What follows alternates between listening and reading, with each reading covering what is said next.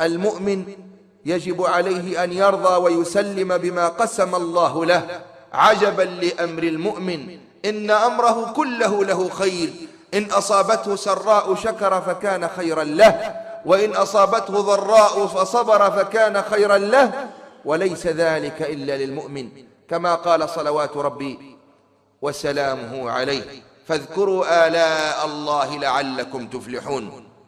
وقال تعالى: وما بكم من نعمة فمن الله. وقال جل جلاله: وإن تعدوا نعمة الله لا تحصوها إن الإنسان لظلوم كفار.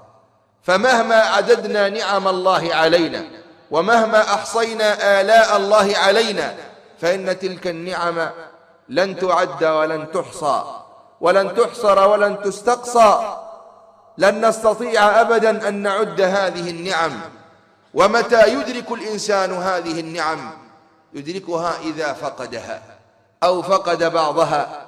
فإن كان في نعمة الصحة والعافية يدرك هذه النعمة عليه إذا حل به المرض وصار طريح الفراش، يتألم ويتأوه من آلام السقم والمرض.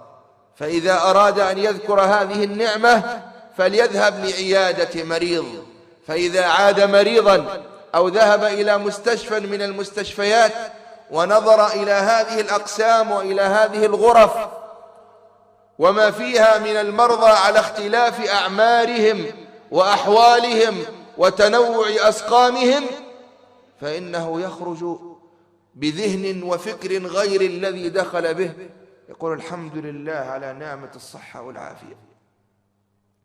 وهكذا كل نعمة.